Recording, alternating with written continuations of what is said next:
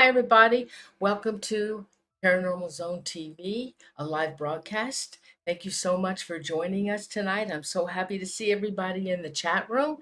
Now, tonight, I got a fabulous show. Oh, first of all, for those who are new to the show, and if you're watching the show tonight, if you would like it, would you please subscribe? I'd really appreciate it. And also, guys, please don't forget to give the show a like. I understand that if the more likes you get, the more algorithms that go with the video and it gets shown more. So just if you help me out, just hit likes for me. And so my guest tonight is Serenity Jenny, who we love dearly. Now, let me give you a little information on Serenity, okay? She is a psychic medium, an ordained specialist minister, and spiritual healer, and Cherokee bloodline shaman. Her world renowned healing and psychic abilities have been featured on local news and radio stations and numerous broad podcasts, TV, and soon to have her film debut, A Haunting We Will Go. Jenny is the author of Unapologetically Authentic and CPR for the Soul. Being naturally psychic medium as a child, Jennifer's abilities were attributed to being exceptionally intelligent. And experiencing 5 near-death experiences, Jen has been afforded many upgrades to her light body and bestowed many more gifts of the spirit. Jenny is one of the dynamic duo. Her other half is United States Air Force veteran paranormal investigator, researcher, and author Dave Spinks. Together, they bring extraordinary experiences, insight, and healing to folks who wish to expand their consciousness and awareness while traveling to the world's most haunted locations and sacred sites. Also, you can schedule a virtual reading with Jen, and you can contact her, or you can contact her for a virtual reading, or you can also text her. You can call or text at 724-771-5562. Okay, so with that, let me bring Jen on. Hey, Jen, welcome to the Hey, show. Norene. Thanks so much for joining us. And once again, we welcome your insight and whatever you can give us on these unsolved cases. Now, one case was recommended by Frank Ficino, which was Christopher Thompkins, and the other two I picked out, Terrence Woods and Paul Fugat, who was a park ranger. So, can we start with? I'm going to start with Paul Fugat. Now, Paul Fugat was last seen alive on January 13th, 1980, and he is was a park ranger. Let's see. I don't want to tell you everything yet. And he vanished from his post in the Arizona mountains and was never seen again. Okay, so how I do this is that I ask if on the day before he was alive, and I get a yes, because I need to know kind of what I'm working with here. So the day of the last sighting of him, the date that you just gave me, I then ask, is he alive that day? I get a yes. Is he alive the next date? I get a yes. Was he alive a month after that? I get a no. So then I start asking in my head, and I'm confirming this with the pendulum, how many days after his passing was he still alive? 3 days, I'm getting yes. 4 days, oh, I start getting a no. So as I'm viewing this, I see like a truck left too. It looks like a white truck. I don't know if that's like the station truck or the base truck or whatever, but I feel like that's there. Everything's completely intact. Like there's nothing disturbed. And I feel like literal, like evaporation, disappearance, like completely like gone from the surface of the earth. And this doesn't feel like it's 3D in nature to me. And when I say 3D, is it an earthly issue that occurred to him that caused him to go missing? I'm getting a no. That is not the case. So energetically, I get a yes, that is what the cause of his disappearance is. It's energetic or electromagnetic in nature, meaning in my gut, I'm feeling like he literally went through either a time lapse or a time chasm or a portal. And I feel like the area that he's in, that's not uncommon. That makes me feel like that's happened before. It's happened more, I think, recently than prior to his disappearance, although I do think a few people did disappear prior to that were in that location as well. Not the first time and was not the last time.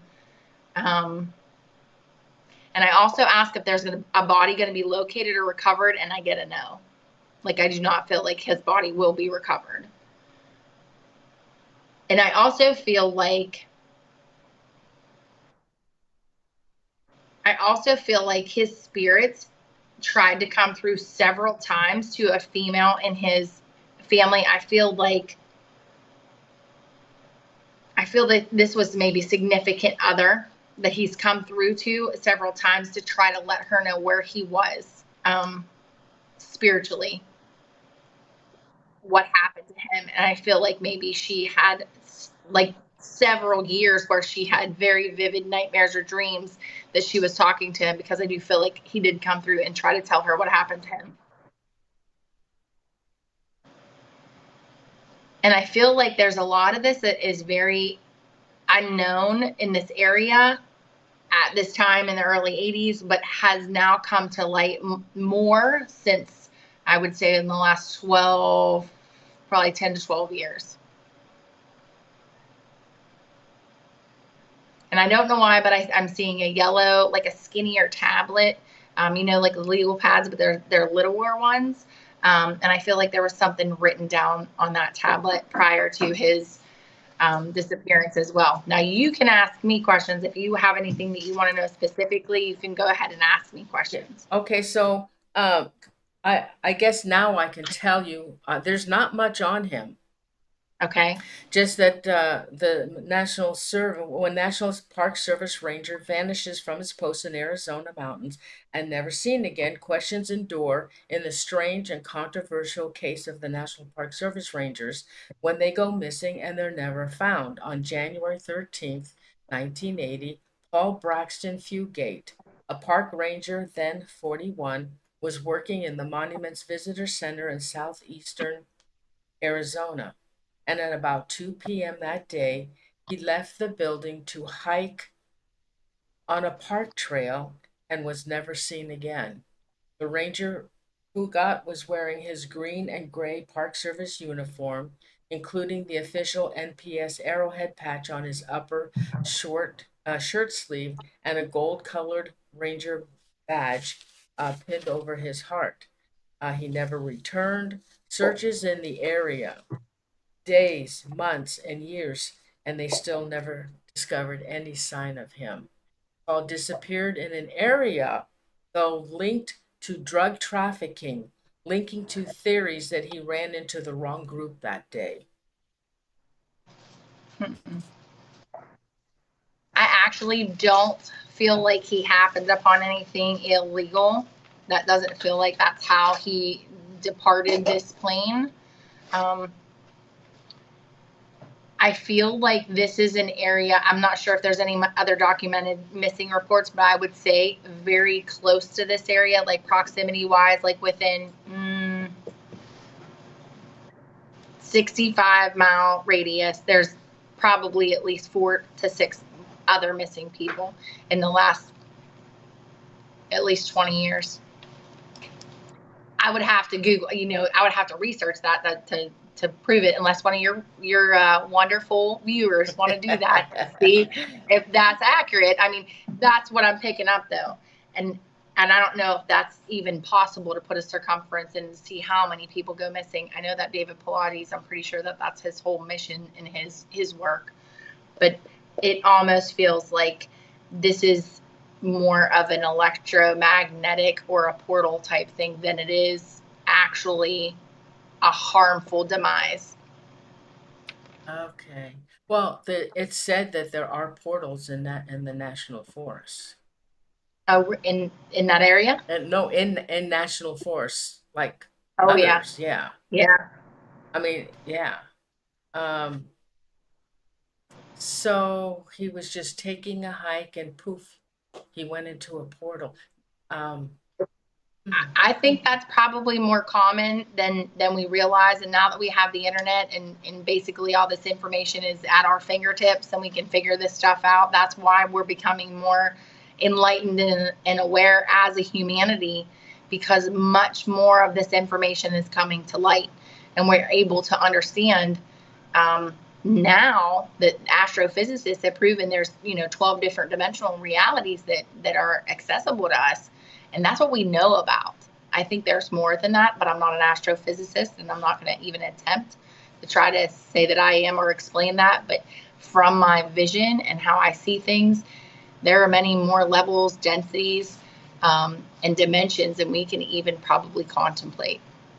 well, it seems too that the cases that we do, yeah, you're right. The bodies have never been found, and it seems to be that way with the cases that we do. They never find a body.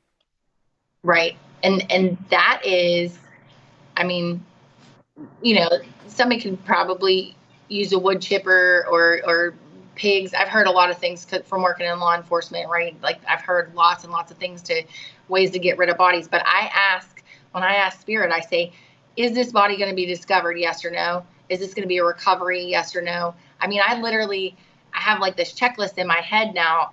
I know how to ask the questions to see what way I need to progress with it. Like I always ask if there's breath in the body. I ask, like I said the day before, if there's breath in the body, just to make sure that I'm getting yes appropriately. And then to see how long they lived after the disappearance. Sometimes people are kidnapped and they live very long before they're murdered. So I can tell you down to usually the date, like 24-hour range, sometimes even less than that. Like some of the cases I've worked on, I can tell you that there's breath in a body up to a certain time period, and then I don't get any breath in the body. So I can gauge the time of death in that way as well. So if this park ranger had been murdered, but they couldn't find his body, would you be able to communicate with him? I can communicate with him, and I do not think he was murdered. I mean, Oh, I feel like oh no, my yeah, quote. he was the one telling me about the nightmares, about the wife Oh, having the nightmares. okay. He was trying to convey to me that he tried to tell her where he was. Okay. So even though they go into a portal and disappear, you can still connect with them? You can, because time, distance, and space is not, it doesn't matter to a spirit. Energy is forever, is eternal. So even, I know this is going to sound really complicated and almost a little bit much to get your head around, but even if somebody reincarnates, Yeah. I can say with pretty certainty, I can see how much of the spirit reincarnated. I call it God's scoop. It's a scoop of God. Whatever God is, whatever source creator of all that is religion aside, I'm just talking about the energy.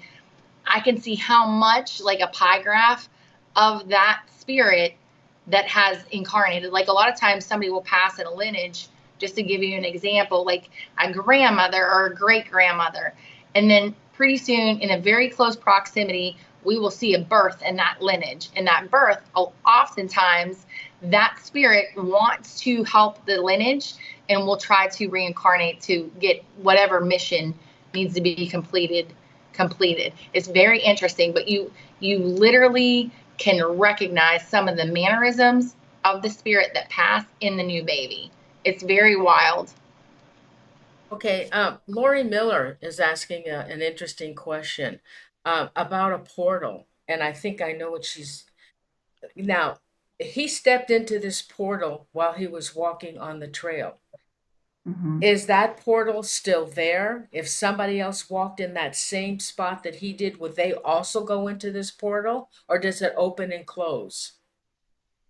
So everyone is different. So I can't say cookie cutter for everyone, but this one we're going to ask right now. is this portal still open? It's no, not right this second. It's not open. Could it open potentially and somebody else meet the same demise? Yes. Is it being controlled? Yes. And at this point, you know, I have to ask the right questions too, to make sure we go down the correct path. I feel like right now my gut's telling me this has something to do with governmental controls, which I'm going to leave some words out so we can maintain our feed, and I don't want to get us shut down, but I believe there are higher level agencies manning the controls of these. So I believe they open and shut, and it's still there. It's still accessible. It's just not open right now. But would it be in the same spot? Relatively in the very, almost the very same footprint. Yeah. Yep. And sometimes, like, there's intersections of ley lines that cause these vortices and vortexes, portals. I mean, there's Stargate, so many different things that we could talk about. That could be a show in and of itself. Dimensional reality can be skewed in some ways too, with conjuring, with witchcraft practices, with people that don't know what they're doing, with even Ouija board use. I mean, people find that very like preposterous, but let me tell you, you could use a Ouija board and not know what you're doing in one area and rip a chasm in time about 5 to 10 miles down the road, and you're never going to know. You're never going to know you did that because you let something in, because you gave it permission, and that goes back to consent. But this feels like it is operated by a higher level agency, is what I feel like. It gets a little scary after a while because you start thinking this could potentially be something that, I mean, my gut feeling is, I'm just going to tell you, there are factions of beings that are not human that basically get some sort of treaty embargo or trade embargo to take so many souls, humans, and it's almost like payment, and it's very sickening to even think about, but that's true. And you know, we're not the highest thing on the food chain. And that gets very otherworldly and very sticky, but I have it on pretty good authority that absolutely happens. Are certain people, okay, so are there, when these people go through a portal, okay, suppose somebody was right behind them, would that person have also gone into the portal, or would they have just taken him? It depends. It depends what, you know, why he was selected. Was, you know, that's a question we ask now, was he selected for a specific reason? I get a yes. A lot of time a lineage will be monitored by ET races because of gifts or abilities they have, different bloodlines. I mean, that's very possible. This doesn't feel like that's the case, though. This feels like a wrong place, wrong time type thing, like an oopsie, like, oh, he was right there and he went right through it. And sometimes people are targeted specifically, but this does not feel like one of those times. Are you able right now to pick up anything else from him? I mean, I know when these humans go through these portals, what happens to them? I mean, what kind of a state are they in? Are they on the other side in another, well, obviously in another side in another dimension, but what is that dimension like? You know? It can feel, at least to me as I'm experiencing it now, it almost feels similar, but like very light in nature. He felt a lot of terror at the time that it happened. I felt it, like, as an empath, I can feel that. It feels like a ton of anxiety and a massive amount of fear. Like I said, I don't think he lived long after that. I also feel like it may look very similar, and it's a little confusing at first, but then obviously there's entities and beings there that are in charge or in control, and then you know that you've made the wrong step in your journey, and he ended up like that. And it's unfortunate that we can't document this anymore. I feel like we could. I mean, I get some really grandiose ideas though, like after meeting Dave, like my world expanded because I was like, oh, we can document this stuff. Like I can't say for certain it's going to come through, kind of like we did with the Yuba 5. You know, could we potentially ask him questions psychically and then get responses confirmed on a ghost box or some other piece of equipment? Could he communicate like that? I feel like we could prove that. So when they go through these portals, they die? There's a lot of times that they are consumed. I hate to even say that. Consumed? By other beings. Ah, We're not the highest thing on the food chain. wow. And it's yucky. It's yucky to Yeah. think about. But think about this for me, because right now we're probably blowing people's minds, right? Like this is science class on like crack. I get it. Trust me. When this first started happening to me, I wanted to go back to talking to people's passed over grandmas and call it a day. I did not want to go into these other levels of reality and knowing, because what I thought I knew all had to get scrapped. Because once your world expands, your mind, once expanded, cannot go back to its previous state. You can't unknow this stuff. So if we think about trees, how many different varieties of trees are there on this planet? Literally thousands, right? Yeah. How many kinds of beings do you think are out in the multiverse? Probably thousands. I mean, it's a rule in nature. So it's applicable across the board. We can't just say there's all these different genus of flowers, all these just different genus of trees. How about dogs? How about horses? How about cats? See where I'm going with that point? So, I mean, it's so plausible, and now we're able to have more information and awareness. We don't just live in a bubble. We live in a multi-dimensional reality, almost like a simulation, if you can step into that space. And this is not the only show going. There's a lot of things happening right now at the same time, because I don't think time is a man-made construct, and in my opinion, it isn't. Time isn't, because when we go up into different densities and dimensions, time doesn't matter, because a passed over loved one will say to their still living, grieving family, I'm going to see you in a second. And the poor family thinks, oh my God, I'm going to die tomorrow. That's not what they mean. And I have to clarify that, because that spirit doesn't have a concept of time, because that construct doesn't exist where that spirit is. Does that make sense? It's very complicated to understand, because when you see different realities, even though they're stacked, they all function differently.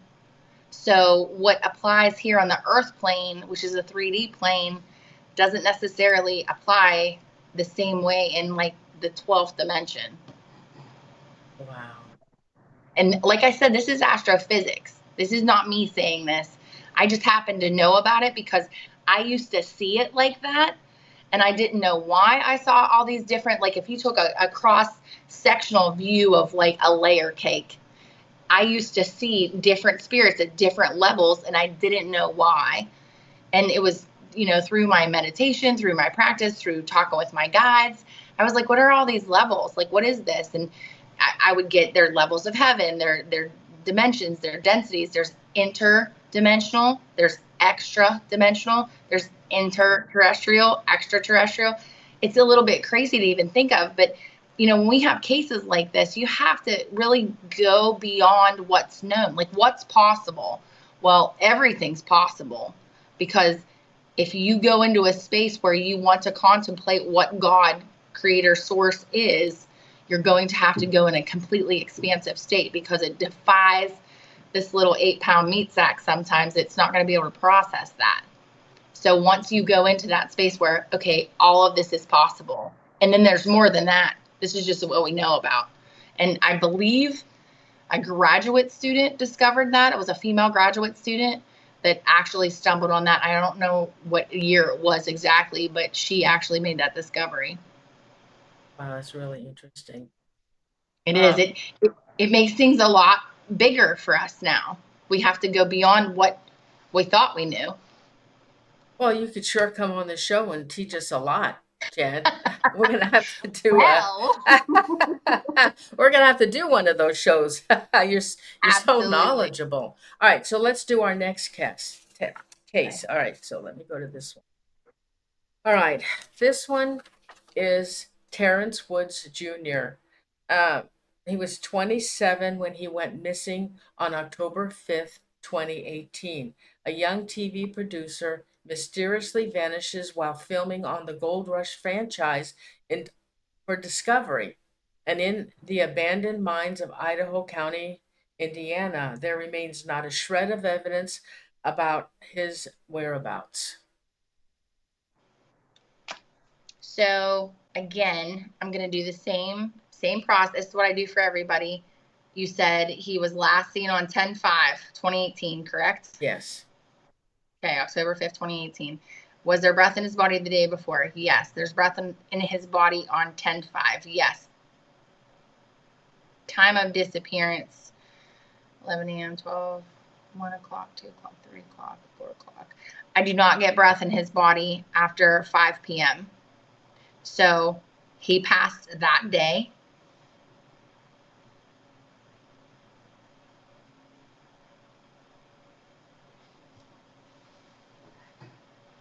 I do not feel like he disappeared though. I do feel like I don't know what that is. Hold on one second. Okay. I feel like there's I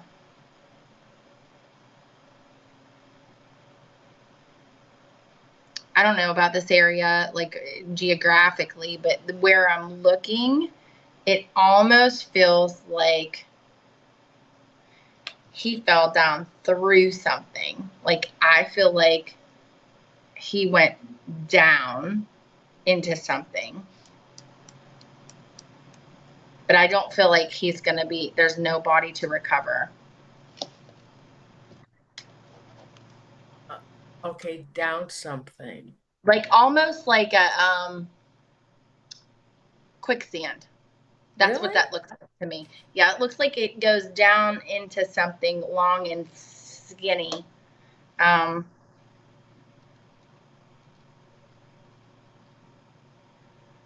Never gonna find him. I just heard in my head, never gonna find him.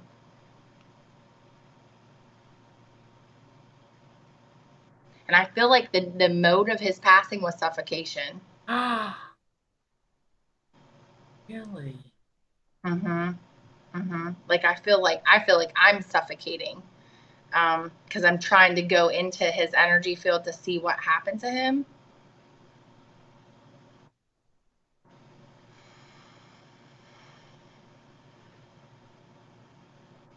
I don't I don't feel like this was a searchable. I don't think all of this was searchable. The area where he disappeared at. Um, it almost makes you feel like it's a drain too, like it's going down in a drain, but it's a very like a. It's almost like you wouldn't see it or you wouldn't be able to access it. And it was caused by like water runoff underneath water runoff. Hmm. So I feel like it's in a I don't even know what that is. Like a I don't want to say a cave. It doesn't look like a cave. It looks very narrow. Um a sinkhole is what's coming to my mind, but it doesn't operate like a sinkhole you would see like in Florida. Like, a gaping area where somebody would go into, like you would be able to see in there. And almost like it was like liquidy in some nature, like it was like quicksand or something, and he went down in it. And I don't feel like he's ever going to be found. Like it will. There's no remnants of him. Was this an accident or did he do this intentionally Oh to my God, run? totally an accident. No, this was like, no, this is nothing. No one planned this. You okay, well, let me read what they said about this. Okay. There's a Okay, so on the morning of Wood's disappearance, he texted his father to let him know he was cutting short his time on the shoot by a number of weeks. The reasons for this were unclear. In the early evening the same day, the shoot was progressing as planned in the uncertain terrain of Oro Grande when Woods shocked his colleagues by doing something completely unexpected. Without warning, the producer ditched his radio in the dirt and ran down the side of a steep cliff before disappearing into the forest. Also, Terrence had been seen having a really hard time emotionally and had a mental breakdown earlier that day. Multiple witnesses told the Idaho County Sheriff's Department, and he has not been seen since. The police mounted a comprehensive 7-day search of the area. His search turned up to nothing the next day, and there wasn't even any clues. Um, let's see. Uh, The only real clue being that Woods reached the road at the base of the cliff before his scent went dead. The dogs couldn't pick up a scent. Two key witnesses were local women. Both described how Woods ran at some speed down the cliff. Woods Sr. said something happened, a foul play, and they are trying to cover it up. His father was clear that Woods had no mental problem, no health problem, and no communication problem. Terrence has not been found. The sheriff office has the case remains open. He's still missing, as far as everybody knows, but they are not actively searching for him. And they said it's just really weird and unexplainable. So, interestingly enough, with a case like this, like you could check his mental health. You could look at him from an energy perspective and a psychic perspective and see what his energy levels were that morning, which, I mean, everybody has a little bit of like, you're off a little bit. You could have slept in, everybody's energy can be compromised a little bit. Like maybe let's say we're 80% good most of the time. Okay. So energetically in the morning when he gets up, he looks pretty healthy. Like I would say he's like an average patient that I would see without any distress. Okay. So as the day goes on, when I continue to check him, like I'm checking him, I checked him for an attachment. He does not have an attachment. He's not possessed. There's no mental health issue that I'm seeing right now on the day of his disappearance.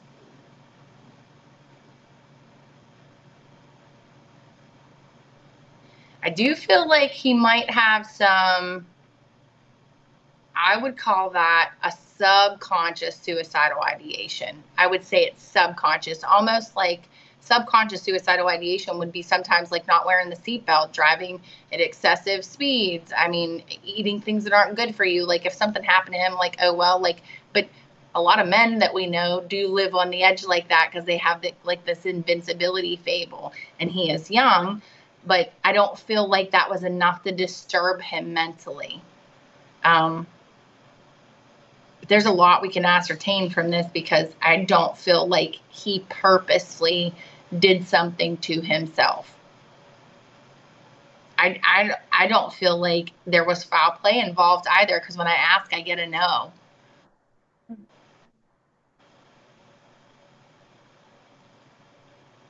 And I feel like he's the one that's showing me he's in this really skinny, long, skinny space. I can feel myself suffocating, like losing my breath. And I feel like if I could tilt my head up, I could see light way far up there, but I can't tilt my head up because I feel like I'm stuck almost like a mummy in like a coffin. Like I got stuck somewhere. That's what he's showing me. And it's a really very disturbing feeling for to him to have to pass like that. Oh, that's terrible. So they're never, well, it's been since 2018, and wherever this location is, obviously they don't know about it. Now, did he They jump? don't. They said he ran to the end of the cliff. Did he fall down the cliff? Did he jump?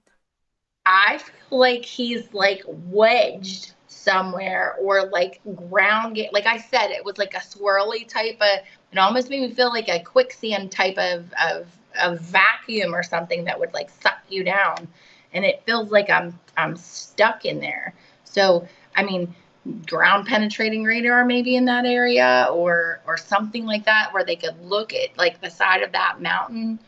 But he's way down in. We're talking like way down in. There's a question. Renee McDowell, my moderator, she wants to know, could it be an abandoned gold mine he fell into? It could be. I don't know how they drill them down, but it is a very, whatever he's in, it's skinny. It's not like an entrance, and that would make sense if that was the issue, because that would create maybe like a suction, because that's what it feels like. I got like sucked down into the ground. So the scent from the dogs ends at the end of the cliff. Well, there's I would only be really curious if you know, I don't know if this is even possible, if you could look at like the side of that cliff, inside that cliff, probably less than probably 20 feet, if they can get that part out, wherever that is, I bet you he's in there. But I don't know if he's going to, I mean, obviously we might have bones and bone fragments in there, but that's it. But I don't think I don't think they're able to physically do that, but that's where it would look like he is, if that makes sense to you. that's awful. So And I don't know, he doesn't have mental health issues, but that doesn't mean he isn't sensitive to energy, okay? I feel like he was aggravated, isn't the right word, and not agitated. I think he perceives things, or was more sensitive, of a more sensitive nature, not mentally ill. You have to like kind of ride the line there, because someone could be energetically sensitive. A lot of you guys probably that are watching are very empathic and very energetically sensitive. That doesn't mean you're mentally ill. That means you're hyper aware of your extrasensory abilities, right? Like your ESP, like your clairsentience, your claircognizance. Like you can know things and feel things and not be able to describe them. That doesn't mean you're mentally ill. But in this area, there's a really high charge energetically in this area. And I don't know if that's because of like what's in the ground, like gold or quartz crystal. It feels like really heavy charge in that area, because I'm just trying to feel like what it feels like there. And I feel like he might have, having a psychotic break would indicate like that's mental health. This might be like an energetic overload to cause him to act erratically. Have any of you ever heard about people living around like high tension lines? Sometimes that happens in those areas as well. yeah, I think I've heard that. Oh wow. Okay. Do you want to do the last case we have? Sure. Okay. All right. So this is the strange and unsolved disappearance of Christopher Thompkins. At 20 years old, Chris was working at a local surveyor's company in Columbus, Georgia. The Tompkins was working in a wooded area near County Line Road off the Warm Springs Road in Harris County in Georgia, and he disappeared on January 25th, 2002. Okay.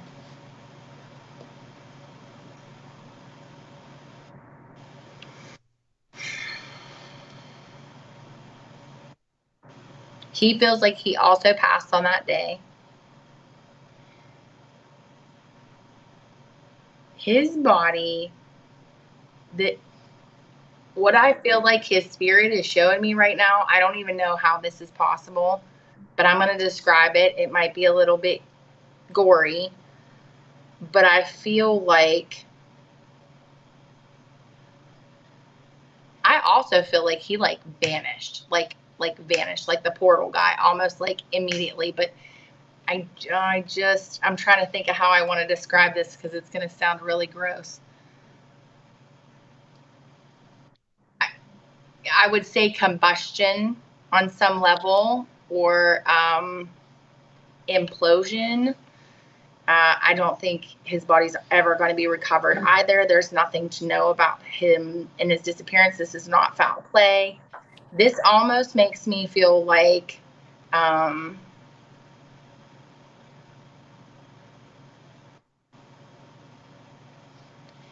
it doesn't make sense. How his disappearance doesn't make sense to me. So he's showing me like he's there. He is aware of everything. And then he's dead. It's very quick.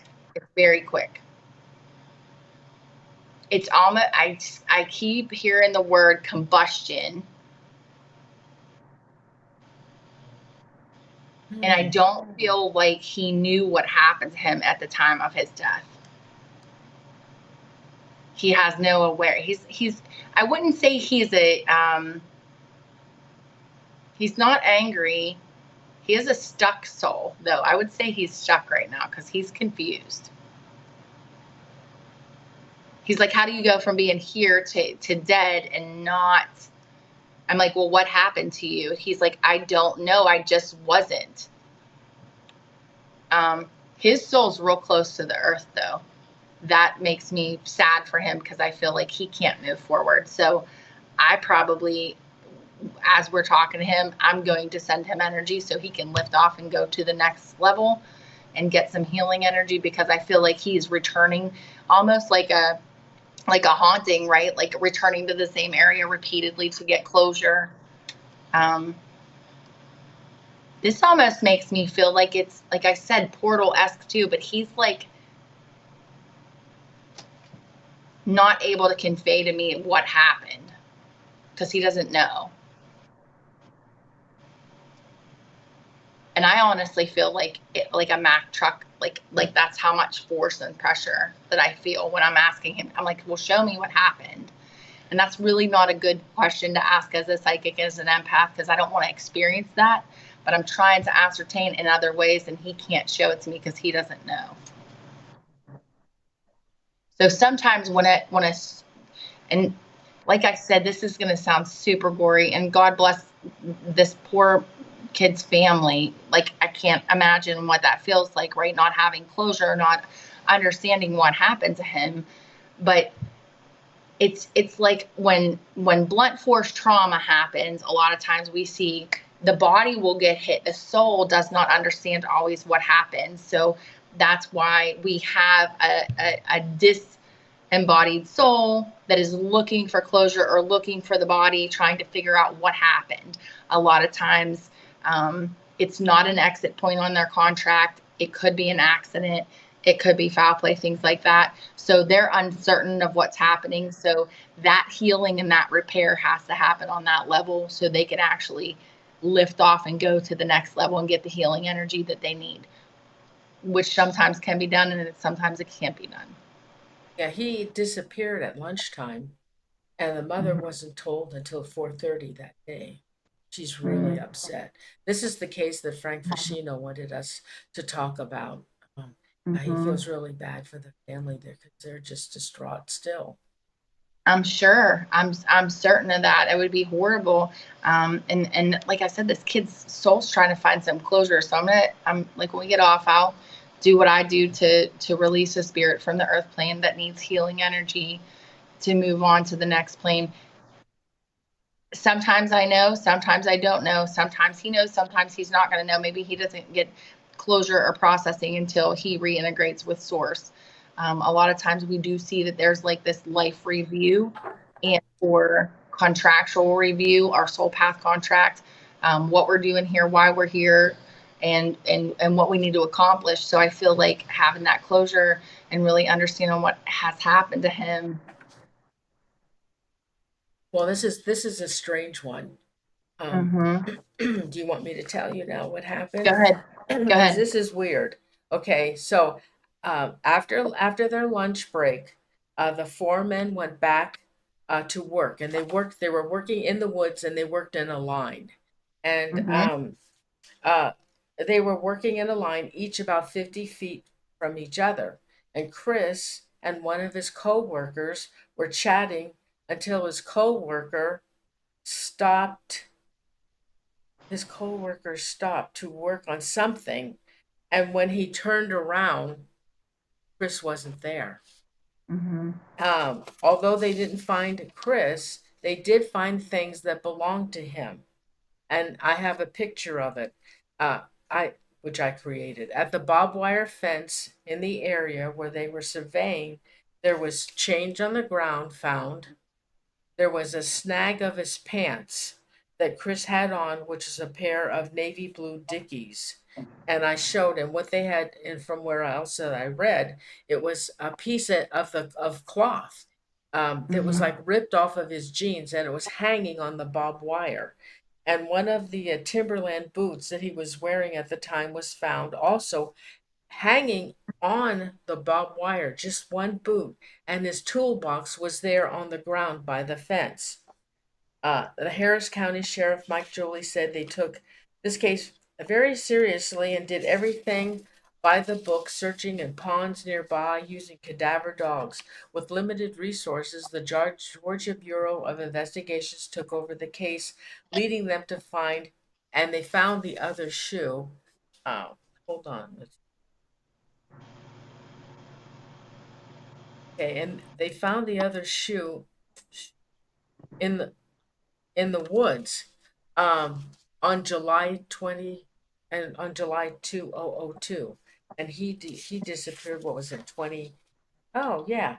Okay, so in January 25th he disappeared 202, and then in July 202 was when they found the second boot, but it wasn't near the same area. It was another place in the woods. So isn't that kind of weird? Um, Well, it is weird, but I mean, the way he's showing me he passed, I mean, we can ask some more clarification questions. Did he pass in this dimension? I just got to know. Okay, so I don't know this to be for certain, but I do know that there is difference in pressure and density on different dimensional realities. Like, I know that just like when they go up in the space shuttle, we have changes in gravitational pulls and forces like that. I feel like the pressure is probably what took his life, is at least that's what he's showing me, and he's trying to make me feel. I'm trying to go into his energy field to understand what happened to him, because he can't convey it to me because he doesn't know. So I'm trying to re-experience it, which is, like I said, it's not a really advisable thing to do, but we're trying to figure something out here. So I'm trying not to hurt myself, but I want the information, so I'm trying to re-experience it. So if something or someone took him into a different dimensional reality or density, that pressure might be explainable there. And I hate to be so graphic, because just in case the family is watching or listening, it's horrible to think about your loved one passing in that manner. But like I said, when we're done, I'm going to send his soul some healing and try to give him some closure and help him in any way that we can. the thing is, one shoe is found wrapped over the wire, and then a piece of his jeans, just a Uh-huh. piece, were also on the wire where he was. It almost feels like he goes up and left, like that, like at an angle. And I don't know, or I can't see, or he doesn't know. Maybe he doesn't know either, because I'm asking him to tell me he doesn't know what it is. And it like pulls him to the left. And the second shoe was found in another area of the woods. That makes me feel like it happened to higher up and stuff came down. I feel like combustion. I still feel like I am exploding. So if he exploded Wouldn't they find, oh, nothing on the ground? No ashes, no nothing? So they probably weren't even Sometimes looking for that. probably not. And if it's super high tension, I mean, at least I can tell you from working on the ambulance, sometimes when you get hit really hard, there's not a whole bunch left.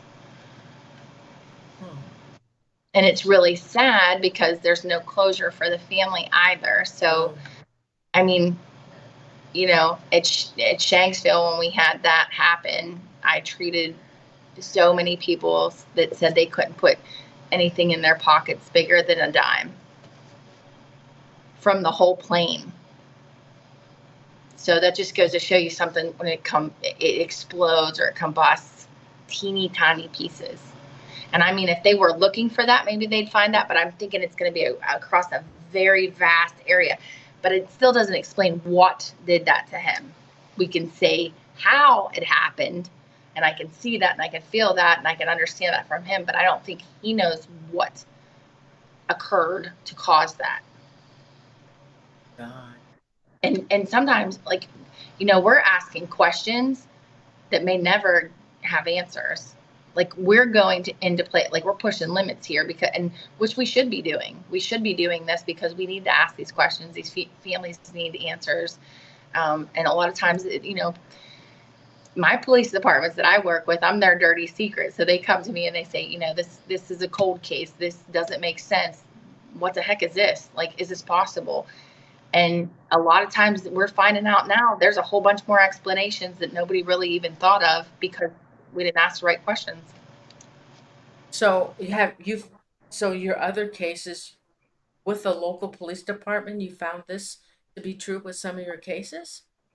There is a case, I can't tell you where, but there is a case of a person that absolutely combusted. Absolutely.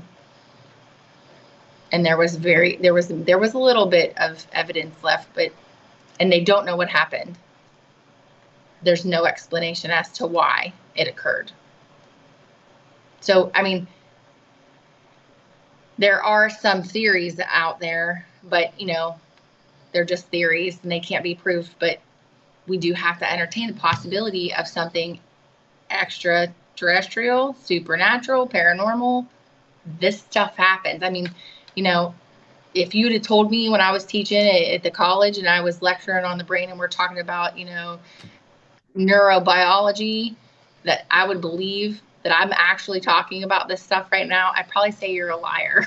Like, I wouldn't have believed it. But now these things exist. I mean, you can't disprove that spirit exists because we have all these things, right? So why can't we expand into the places that spirit's taken us to, and they're like, hey, this is possible, this happened to me. And some people will just tell you, as a matter of fact, I was abducted, this is where I went, I know who was there, I can describe everything that has happened to me, and in great detail. And a lot of people have marks to prove it, and they're able to talk about it.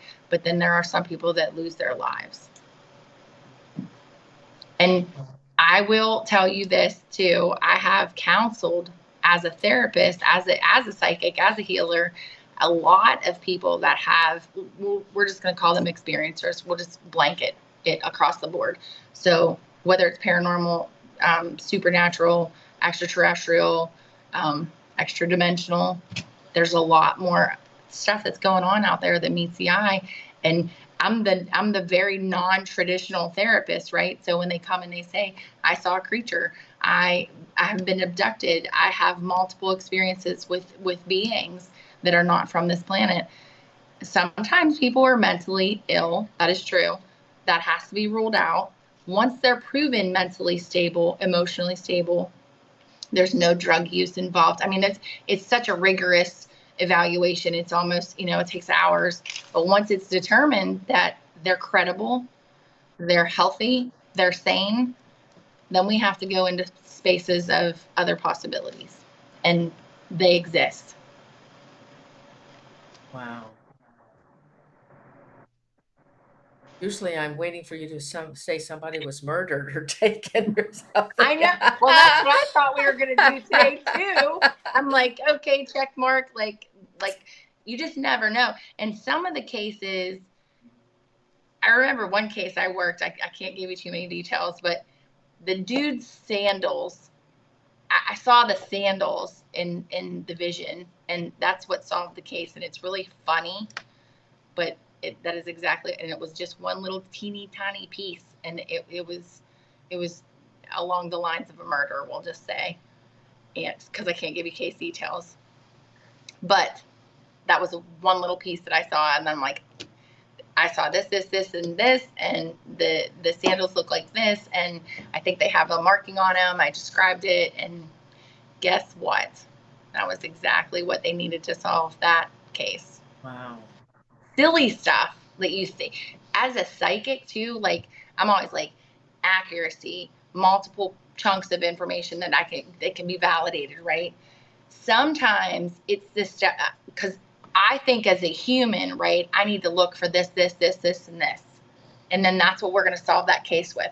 Well, that's 3D police work or 3D psychic detective on the earth plane. And Spirit's like, you're real cute, Jenny, but that's not going to cut it. You're going to have to say what you're seeing or you're experiencing, because this is what's going to get it done. So my analytical ability has to be set aside, like my brain function has to be set aside, and I just have to read the energy.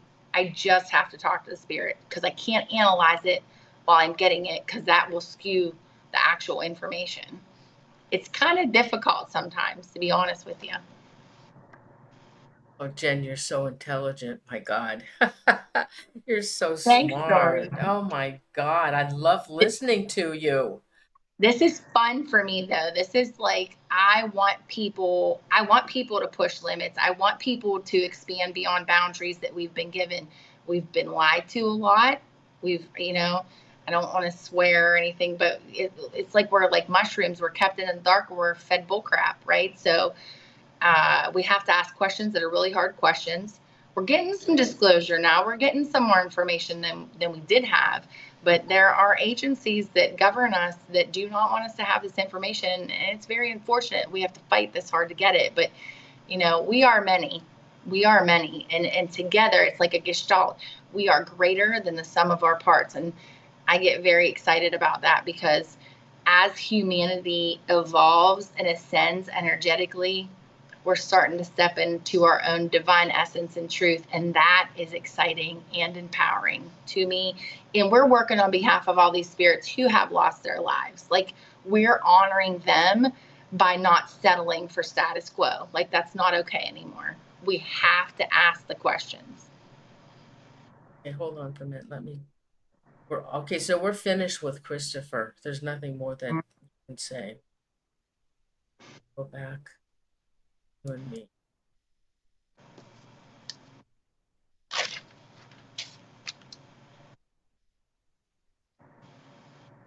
Let me bring you over.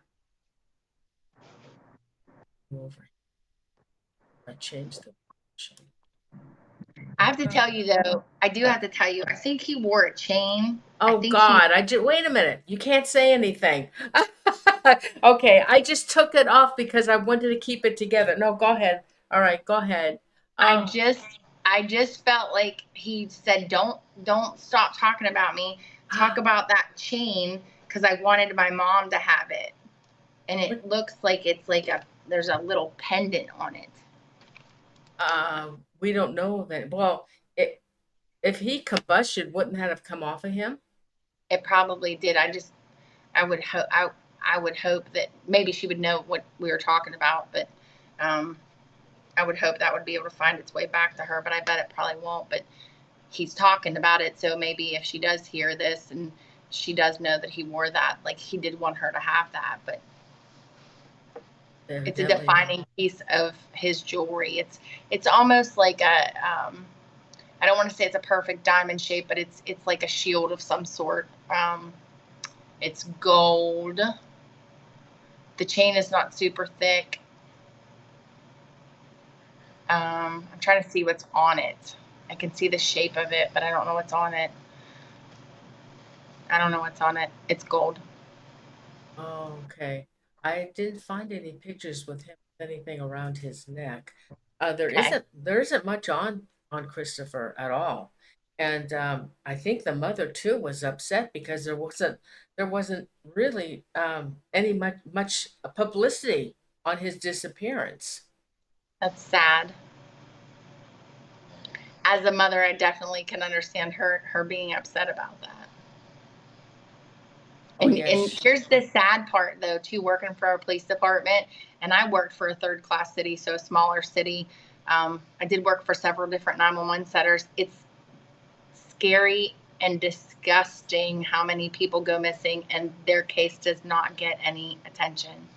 It it hurts my heart, especially as like a mom. Like I would want my kid's case in front of every single person all the time until I had some sort of closure, right? But the amount of cases, the sheer volume of people that go missing, which we probably should be asking some bigger questions about that too, because why are all these people going missing? Where are they going? Why aren't we finding bodies? We need to ask some bigger questions. um, okay. So do you want to get Dave?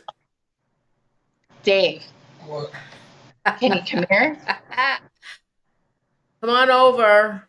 Come on over here, Mr. Dave. Oh, you know what? Hey, Jen, can I hold on? Hey, honey, hold on for a second. Jen, Yes. there's a there's a distraught viewer, Please tell me. Lori Miller. She said, Jen, please, where is my Terry Kitty? He disappeared, and I've been heartbroken ever since. Um,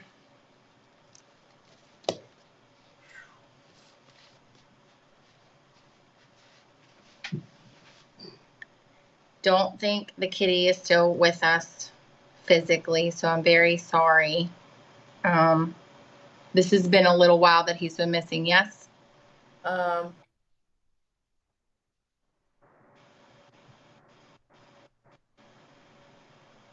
oh, let's see. She didn't say. Lori, how long has the kitty been missing?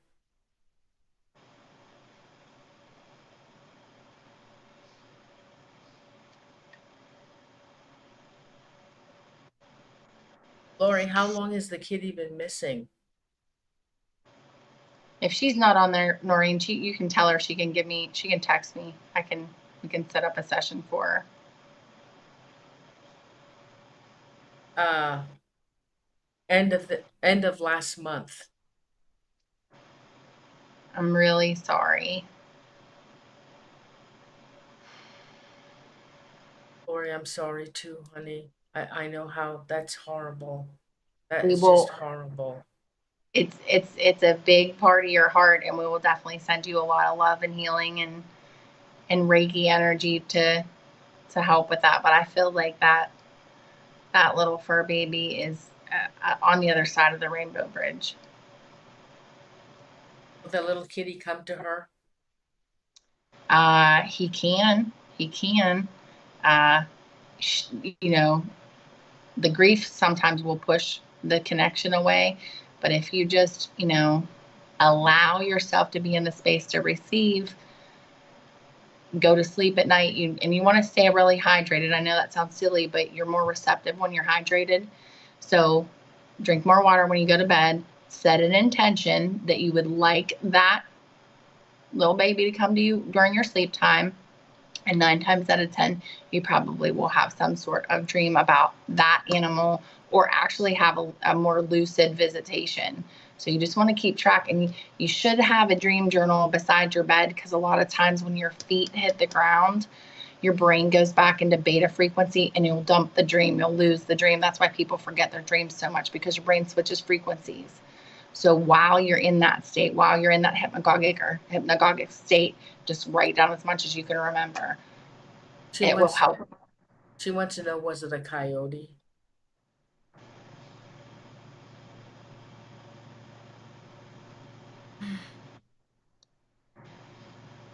I get yes, predator.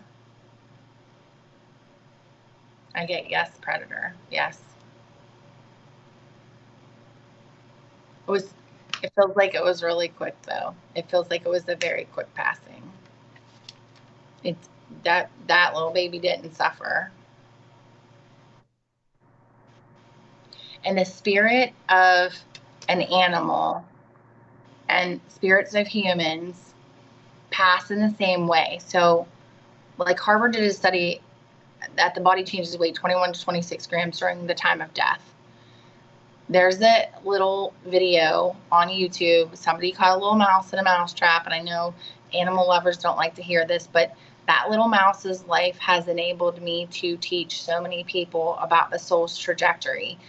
You literally can see the soul of that little mouse coming out of his body as a little baby orb in a basement in a mouse trap. Like, the only reason the guy caught it is because he had a camera down there in his basement, right? It was an accident. But that just helps us see that's how the soul lifts out of the body and returns home. So know that happened instantly for your little fur baby. So sorry. And if you need anything else, Lori, you have my phone number. Please feel free to call me, and we will do whatever kind of healing work that you need. Thank you, Jen. Okay. You're welcome. Bring the other half over. Come on, other half. Hey. All right, what's going on, you two? What's up? So we're in Gettysburg, Pennsylvania, on the battlefield for the 2024 Gettysburg Battlefield Bash. If you're in the area, come on out here this weekend. It's going to be a ton of great people like Johnny Zappas and so many others at their tables. There'll be speakers. I think there's even live wrestling at this one this year. A lot of different stuff going on with cryptids, hauntings, and UFOs. Great time. It's for a great cause for veterans. We're wounded warriors, and for kids that are dying of cancer. So it's a big fundraising event. It's a lot of fun. This is the first time I've been back in a few years, because the last few I got called in to film stuff, so I kind of got pulled out of it, but I was able to make it to this one. And Jen's here for her first time. She'll have a table. She'll be doing readings for everybody and anyone that wants one, and all kind of fun stuff. And if I have some downtime, you guys that want virtuals, if you call me, we'll do the same special pricing. I usually don't do half-hour sessions. I only do hour sessions. But if you guys that are listening, just because you're Norene's awesome viewers and you're fantastic, please send me a message or a text, and I will make sure you get a virtual at the half-hour price point, because you guys are awesome. Yeah, so I saw you on Norene show. Get maybe a little discount action. Huh? We like to give back. But what else is going on? Now, Dave's going to come on the show in September, and tell the viewers what we're going to do, Dave, in September. We'll talk a little bit about my new book called Beyond Mothman. Hey, get in the foot. Come on, we can't see you. It's hard. I don't have a chair. Sit on top of Jen. There you go. So I got a new book coming out called Beyond Mothman. It's based off all my many years of investigations up there. It has to do with everything. It's one of those places that has a little bit of everything: hauntings, weird, strange creature sightings, and UFOs. So it's a book I've been working on for many years, and looking like I'm going to be able to get it out in September for the festival this year, hopefully. So if not, we'll still talk. We'll still be able to talk about it on the show, promote it a little bit. Oh yeah, that'll be great. And we have a couple other things too. Like what? Flatwoods. Oh yeah, so we got this September. We have a good friend of ours, Eric Altman's putting on the Bigfoot camping adventure over in Benner's Run Campground in PA. There'll be a ton of people there for that weekend. I'll be speaking there. Jen will be having a set up there as well. Then we have the next weekend, we have the Flatwoods Monster Con that I'm putting on. Me and Jen are putting on this year. We got an awesome Frank Frashino will be there live on screen with us, and he's the man that really did 30 years of research on that case. So he'll be speaking there, and we got some other great guests. Raymond Smansky, who was a guy that was at Wright Pat Air Force Base who worked there for many, many years. So he knows some inside information on UFOs and different things that happen there. Wrote a couple of books on that. Got who else do we have? Andrew from the Flatwoods Monster Museum, me, and the Wild and Weird West Virginia boys will be there speaking as well. So we have that event. Then we have the Mothman Festival. So busy September for us. Wow, that is so exciting. I'm glad you have time to spend with us on And the we show. also have a new show coming out this fall. We don't know the exact date or what it's going to be on yet. We have one more segment to film for that this coming month, but it's called A Haunting We Will Go. I think you mentioned it in the beginning. Put on by a great film producer and director, Christopher Garantano, who did the Montauk movie, the show on Travel Channel, Dark Files, and Strange World. A really up and coming guy who in that part of the industry, and we have several projects lined up with him, so we're super stoked about that. So, and maybe a few more surprises coming along the way. That sounds great. Is this going to be on a local channel or like a Discovery Channel that we'll be able to watch it? What, A Haunting We Will Go? Yeah. It'll be on several different platforms, from what I understand. And Now, there'll also be a premiere of it down in Florida that we'll be at, because it's a series, but it's a movie series. So there's multiple episodes of this presented by Off to the Witch, and it's called A Haunting Will Go, and there's several different movies associated with it. So we're in the first one, and probably some other ones coming down the pike. So we know for a fact we're going to be working with him for several different projects in the next coming years. So pretty cool stuff. Oh yeah, I've been waiting for a And this long one's going to time. blow people's minds. You have to tune into this because you're going to see Mr. Spinks in a far different capacity. I can't give it away, but you will be shocked. Yeah, I can say that. We don't want to give it away, but had some profound things happen on that while we were shooting. So pretty interesting. And so, Dave, when you come on in September, I know your book is coming out, but will you have any more information for the viewers? Oh, yeah, we should have more info by then. Okay, I'm very excited. As soon as we find out, we usually post it on our socials. Whenever he puts out a new trailer for it, we post it on all of our social media and whatnot. So it's really cool what transpired on this. A really profound thing happened, and it's going to be awesome to see on film. Oh my God, I can't wait. I'm so excited. What? Oh yeah, he almost forgot. Go ahead, tell him. So I was really proud of Dave when he put the Weep to sleep. I say that, he says that sounds corny, but I was really proud of him because it was a really dangerous location, and friends got hurt, and it was energetically and spiritually very responsible of him on many, many different levels. So he says, babe, I really want another haunted location, and don't you know, one fell right into his lap.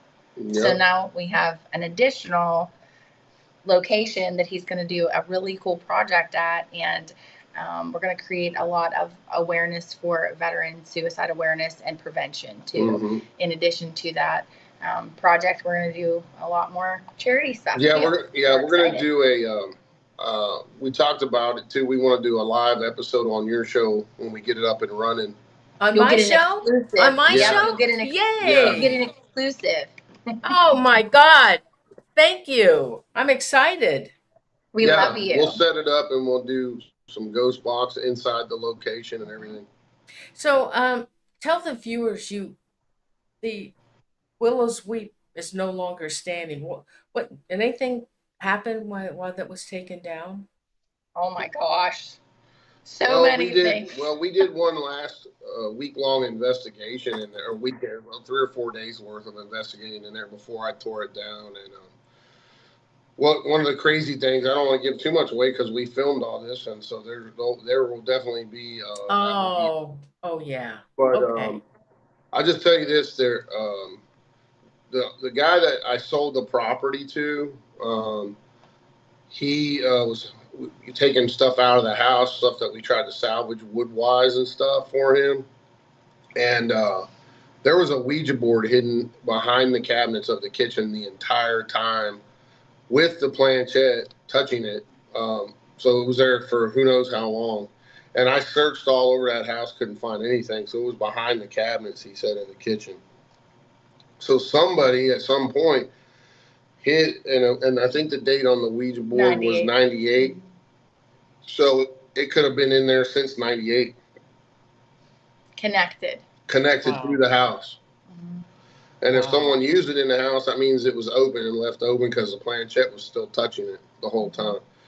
So, I have the board, and we'll be doing, like I said, we filmed a whole bunch of stuff on this. So. And the amount of activity was. It was pretty crazy. Off the chain. Oh. But, sometimes when you have access to a location that's so dark like that, it just needs to be shut down. Because people were getting hurt. People were being spiritually, physically, and mentally attacked almost on a regular basis there. That's why I shut it down. I shut it down before COVID.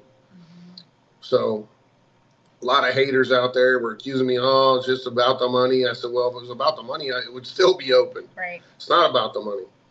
There's such a thing as energetic responsibility and spiritual responsibility. And I mean, when you know better, you do better. And after I met Dave and he was telling me about, some of the stuff, I went out to the Weep. He wanted to see what I felt. We had probably one of the most profound experiences of my life, and it was documented. Yeah. On accident. It was documented. We didn't even know it was caught on film for probably about 3 weeks to a month for sure. And that's the shadow figure from it's one of the great films, right?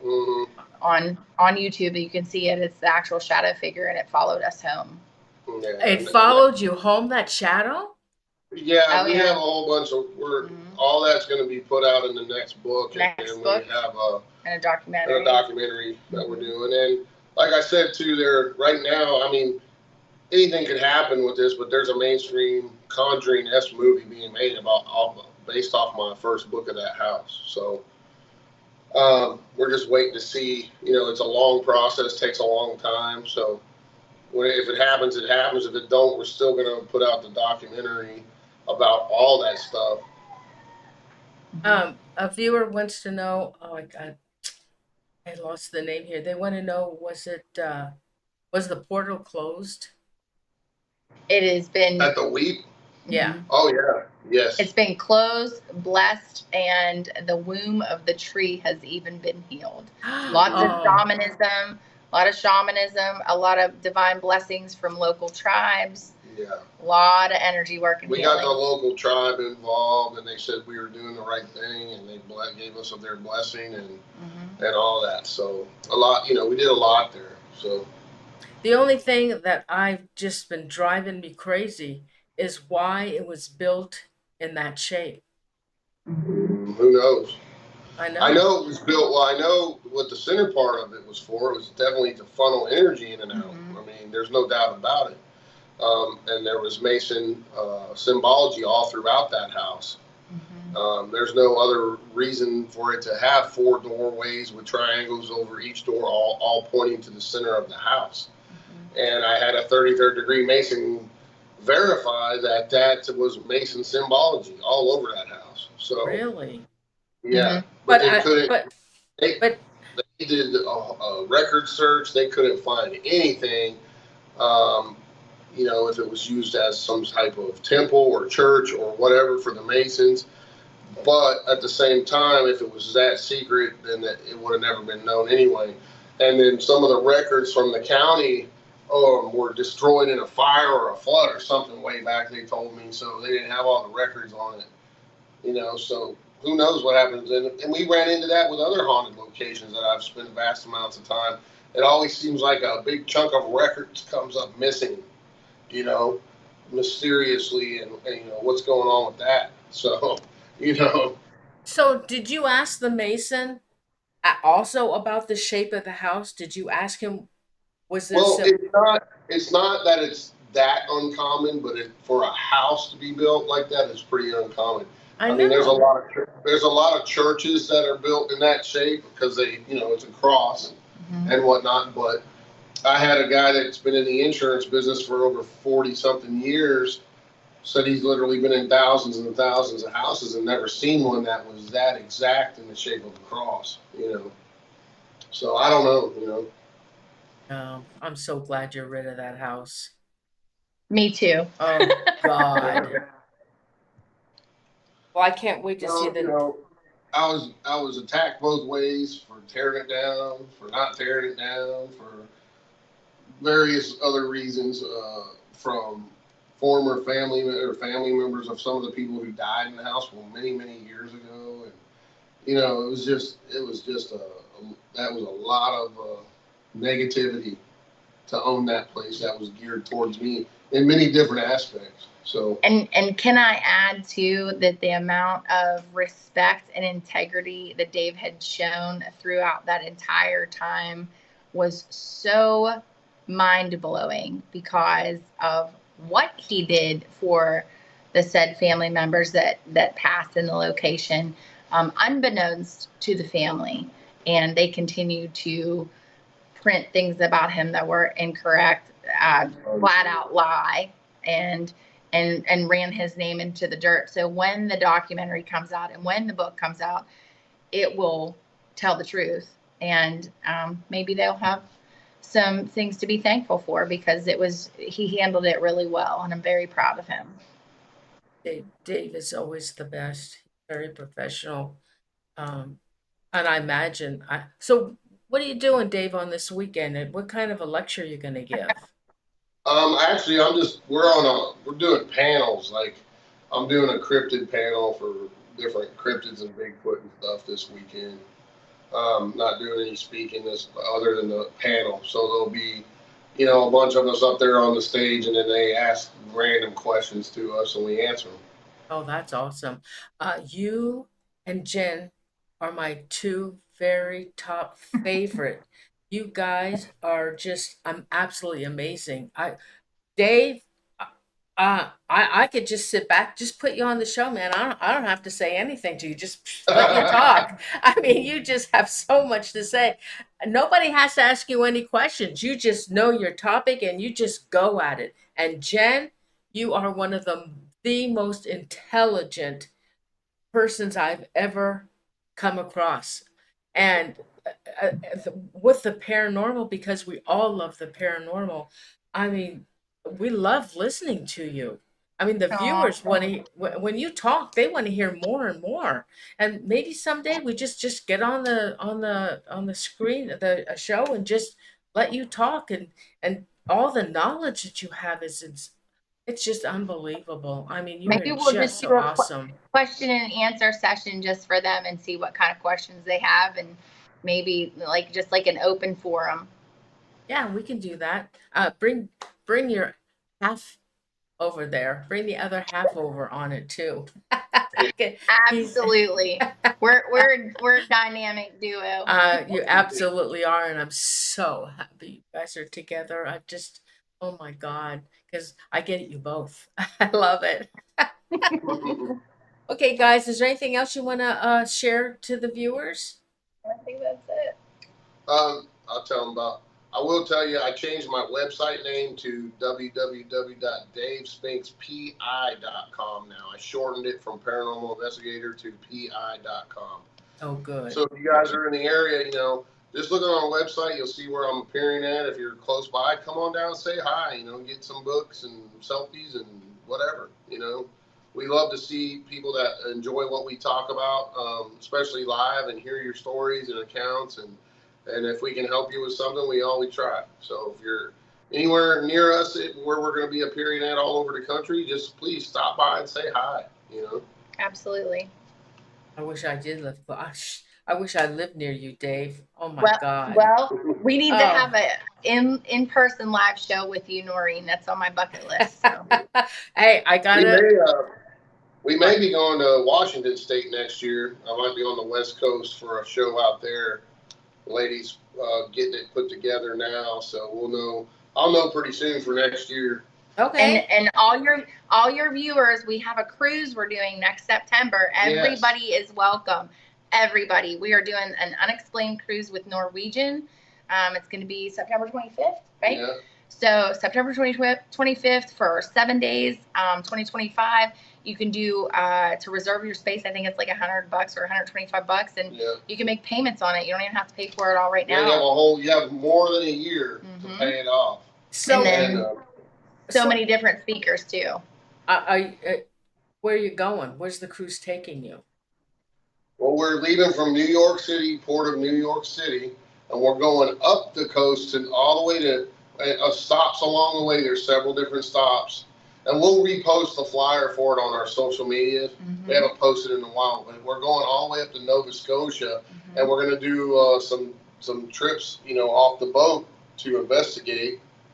And one of them is going to be awesome because it's the graveyard of the Titanic victims. Oh, you mean they have a graveyard there? Yeah, Nova Scotia. Yeah. Oh, I didn't know that. Yes.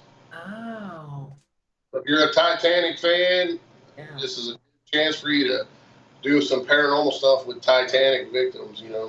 We're very excited. We're going to do like excursions to different places. We'll be doing excursions. Of course, those, we don't control all that, but those cost extra from your trip. But every night, we will be a different speaker on the ship. Like Jen will be doing a night, and she'll probably do some reading things too. And then another guy, me, the entire cruise. So, except for one night, we're taking a night off to have some fun. Oh my God. So, that's awesome. Well, and it's the cool thing is it's very it's reasonable the way they got it set up because you don't have to pay it all at once. You can put $125 down to book your spot and make payments as you go.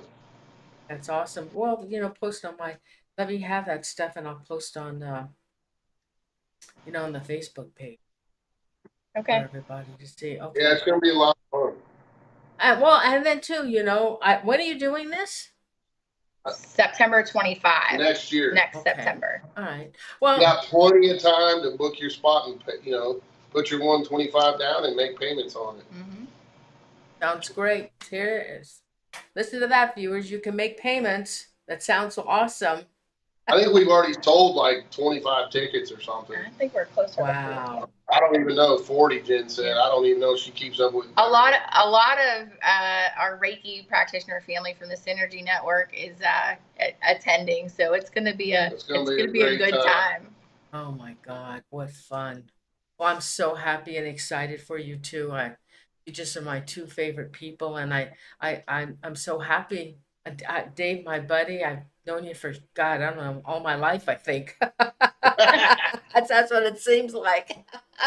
Oh God, thanks so much, guys. Dave, I'll see you on the September 26th, and Jen, I'll be booking another show with you. I'll send you a date, okay? Sounds like a plan. All right, thanks so much, guys. Hey, have fun this weekend. Always. We will. We love you. Love you too. Good night, guys. Love you. Good night. Bye.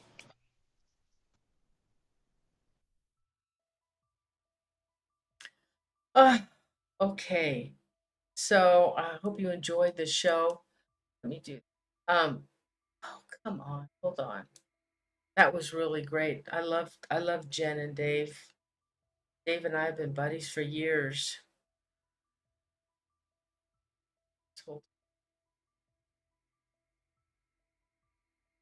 Okay. All right. Okay. So I hope you enjoyed the show.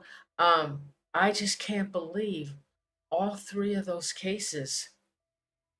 I can't believe it that the way they disappeared, it's all three and not a murder or something it's just it's paranormal. It's really strange. really strange this is happening. I have a lot of other cases I want her to do, um, like the Soderman kids. I think there was 8 or 10 of them. The house went on fire. They all ran out of the house, and nobody ever saw them again. They just like disappear. Then there was the Beaumont kids. There was 3 of them. I think 2 girls and a boy. The They went to the beach. I think the mother let them go, and the mother or the father came to get them, and they were never found again. And I want to know, about the axe murder, Valeska house. I want to know what Jen picks up from the Valeska house. I want to know what she picks up, and I want to know about Lizzie Borden. I think I'm pretty sure she killed him, but I know there was a lot of stuff going on at that house, and I want to know what she picks up from that. And also, do you guys remember Cabin 28? Um, the I had Sue Sharp on my. I did like 6 shows with her, and she no longer wants anything to do with it. She won't talk about it. She's just like, it's all just in the past now for her, and I don't blame her. The case will never be solved. There's stuff going on in that town. It's all been a conspiracy. It's all been like thrown under the rug. There's there was a lot of people involved in that, and I need to know. I need to know because I have a feeling about that case. But anyway, it was Sue. Sue wasn't there that night. She spent the night at another cabin. But it was her sister Tina, her brother, his friend, and the mom, and they were slaughtered. And there was a brother, but he was in the back room. He knows who did it because the one of the killers, went in the back to see who was back there, and the brother had a friend with him, and a friend, I believe, that was with him was either related or he knew one of the killers. And I'm almost positive he went back there and told them to shh and close the door and for them not to come out. And they did their thing on them, but they did take Tina. And I understand that Tina was pregnant. She was only 13 or 12 or 13. Anyway, it's quite a story, and I want to know. So, I mean, I have a lot of cases I want to know about. Anyway, so and I got it. I want to do all this with Jen because she's so good. But it's gonna probably take me a whole year to get all these done. Anyway, guys, thank you so much for joining me. I hope you enjoyed the show. It went fast tonight, but I knew Jen and Dave were going to come on in the end and talk to you guys for a while. So I'll do so. I heard that I saw the Tall Cross left early. Was I guess he didn't feel well. I didn't know he was sick. I'll have to send him a message. I didn't know. So I want to. Oh, he was, huh? Okay, let me do some shout outs and thank my 2 mods, Chippa Terry and Renee. Thank you so much for always being here for me. And I don't what's the good heart murders? I don't know. Guys, send me an email. Send me if some topics for shows. Paranormal Zone TV at gmail.com. Send me some messages. Let me know. Um, Oh yeah, the Phantom, yeah. She is she's really good. She was so intelligent. She has a genius IQ that when she was in the 3rd grade, they put her in a genius program. That's how smart she was. And that was at the 3rd grade. She's highly intelligent, highly intelligent. So let me do some shout outs, okay, guys? Let me go back. There's only 38 left. Hey, if whoever's left are that might still be listening that are in on YouTube, can you guys please give me some likes? it really makes a difference for the show. I would love to get some more subscribers. I know a lot of people will watch a video, and I'm guilty of it too. I won't subscribe, but I'll watch their videos. So I'd really like to get some more subscribers and some more likes for the show. Of course, a lot of times my shows really pick up after it's shown. I get a lot of views after it's shown. And at that point, then they can also give a like and subscribe. All right, so let me do some shout outs. Let me go back and see. Oh, hi, Lori Miller. I'm so sorry about your kitty, and I don't want to cry because I can cry very easily over a kitty. So hold on, I'm really sorry. Um, okay, B3 Space King of Hukomondo. I am Alpha. Sugar Riches. Aaron Brody, the Phantom. Let's see. Mark Burchett. I am Alpha. Who's left?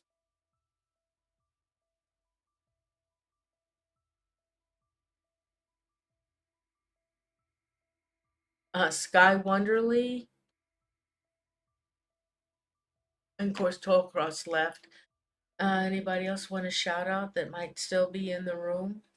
Still have 39 people in up here. Oh, Christopher Chris. I had pinned your little comment before the show had started. I guess it didn't stick. Anybody else want to shout out? I got Beat Airspace. Anybody else? So I will do a show with Jen, and we'll do questions and answers. For you guys, if you have questions for her, she's highly intelligent, and damn, I don't think there's anything she doesn't know about the paranormal or anything. Anybody else shout out?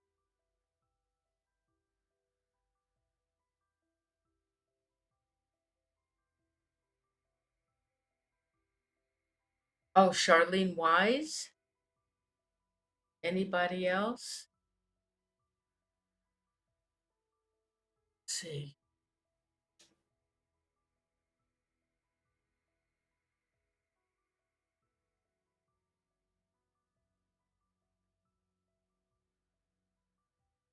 Okay, I guess I don't have anybody else, huh?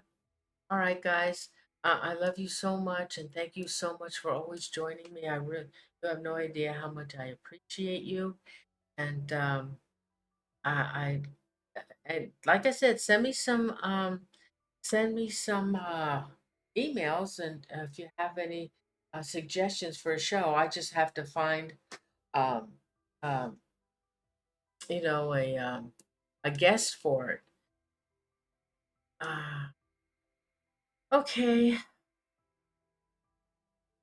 I'm gonna go now. Have a great weekend. Um, I love you guys, and yes, I adore kitties more than you could possibly imagine. I love them. I have from 18 now, I only have six left, but my sister has 22. And there's a cottage on my property now that my sister is living in with her husband, and in her cottage she has four little kitties with her, and then we built a house in the back side of the cottage. It's 15 by 14, and the rest of the kitties are out there. It's adorable. It has windows all the way around the side. It has a porch. It has two big fans in the ceiling, so they're nice and cool. And so she's got a lot of kitties, and boy, she loves her kitties too. So everybody, I love you so much, and I'll see you. Let's see. Oh, what do I do? Oh,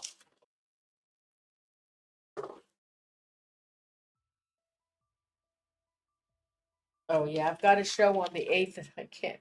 I can't remember. It's Trey Hudson, and I can't remember what his topic is. I have to buy his book. And then on the 22nd, Bruce Olive Soldheim, who says we are all aliens, and he did have an alien encounter, but it wasn't an encounter, it was a reunion because the alien said, "No, no, Bruce," and it was you gave us it was you who wanted the reunion with us. We got you years ago in the 60s twice. We we uh we processed you and we experimented on you. And then he also wrote a book about we are all aliens. So I want to get a hold of that book too. It's going to be really good. No, I'm not going to go on the cruise. I can't. I can't. I got my 6 kitties here. I can't leave them. But my sister would take care of them. But I, I'm not going to go. I'm done traveling. We've done an awful lot of traveling, and yeah, it sounds like fun though because I love excuse me, I love the Titanic. Okay, guys, I'm gonna go now. I love you. Oh, Deck Magnet. I just saw you, Adam Farrell. Is there anybody else I missed? Anybody else? Okay, I'm gonna go now. I love you guys. Have a great weekend and be safe, okay? It was 107 here today. It's been hotter than heck.